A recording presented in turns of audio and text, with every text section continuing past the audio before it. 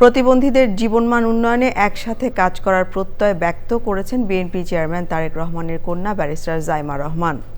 আগামীতে জাতীয় বাজেটে বিশেষ ক্ষমতাসম্পন্ন মানুষদের উন্নয়নে বরাদ্দ রাখা সহ জাইমা রহমানের কাছে চাকুরিতে বৈষম্য দূর করতে ব্যবস্থা নেওয়ার আহ্বান জানিয়েছেন প্রতিবন্ধী জনগোষ্ঠী। রিপোর্ট রোকসানা আমিনের।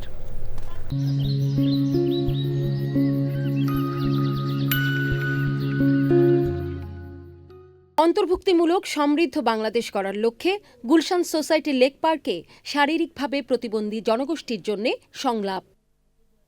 এতে অংশ নেন বিএনপি চেয়ারম্যান তারেক রহমানের কন্যা ব্যারিস্টার জাইমা রহমান।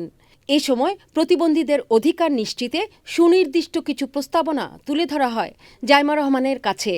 বাংলাদেশের মধ্যে যে 2 কোটি প্রতিবন্ধী নাগরিকের রাষ্ট্রের প্রতি যে দায়িত্ব কর্তব্য সেটা আমাদের একটু দেখবেন, তুলে ধরে দিবেন। প্রতিবন্ধী জনগোষ্ঠীর জন্য আমরা চাই প্রতিটি সেক্টরে আমাদের যেন প্রতিনিধিত্ব থাকে। সুরক্ষা আইন প্রতিবন্ধীদের নতুন করে এটা প্রণীত হোক ওই আন্তর্জাতিক আইনের সাথে মিল রেখে। আমি চাই কোনো একটা স্ট্রং আইন থাকুক যেটা আমরা প্রতিবন্ধী নারী হিসেবে আমাদের কর্মক্ষেত্রে প্রয়োগ করতে পারি।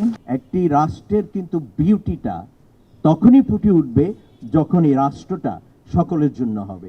শত প্রতিকূলতা মোকাবেলা করে এগিয়ে যাওয়া প্রতিবন্ধীরা দেশের গর্ব, বলেন জাইমা রহমান। শুধু প্রতিবন্ধীদের জন্য সহজ সুবিধা করে না, সবার জন্য, হুইল চেয়ার অ্যাক্সেসের জন্য, প্র্যামের জন্য, সাধারণ প্র্যামের জন্য, যদি কোনো আরো বয়স্ক কেউ থাকে, অনেক কিছু দিক দিয়ে কর্মসংস্থান, শিক্ষাতে যদি আরো সুযোগ সুবিধা দেওয়া হয়, একটু সাহায্য যদি দেওয়া হয়, তাহলে আপনারা নিজেরাই অনেক কিছু করে দেখাতে পারবেন দেশের জন্য, নিজেদের জন্য।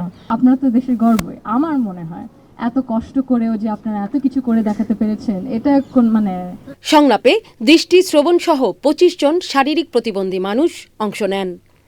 রোকসানা আমিন, চ্যানেল আই, ঢাকা।